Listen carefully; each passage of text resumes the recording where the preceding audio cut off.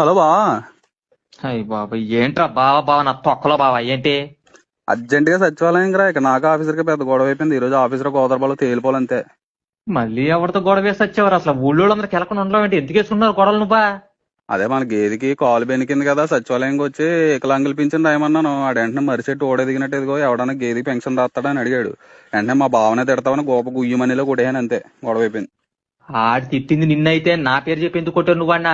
అంటే ఆడు ఊర్లో నీచ నికృష్టుడికి కూడా ఇలాంటి ఆలోచన రాదు, నీకు ఎలా వచ్చిందన్నాడు. నేను వెంటనే నా చేయి చూపించి, అయ్యో సారో నేను ఏలు ముద్రగాడిని, చేతి రేఖలు కూడా అరుగుపోయినాయి చూడండి, ఇదంతా నాకు మా బావ చెప్పాడు అన్నాను. ఇప్పుడు నీ మీద కేసు పెడతాను అంటున్నాడు.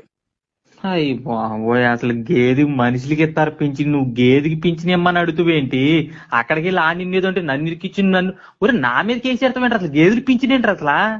ఏం లేదు బాబా, ఒక 6,000 వస్తుంది. తలా 2,500 పనిచేసుకుందాం. మన నెల సిగరెట్ ఖర్చులన్నీ పోతాయి. ఎలాగో నీకు నాకు సుజాత అంటే ఇష్టం కాబట్టి ఓ 1000 రూపాయలు ఆంటీకి ఇచ్చేద్దాం, నెల నెలకి ఎచ్చాలి కొనుక్కుంటది. అయ్య బాబా, గేదె పింఛన్ లో కూడా సుజాత అంటే 1000 రూపాయలు ఇస్తాను చూడు. ఒరే నీకు పుణ్యం ఉంటది, వాళ్ళకి ఎలక్కరా ఎందుకురా? వచ్చారా 1000 రూపాయలు నేను ఇస్తాను రారా.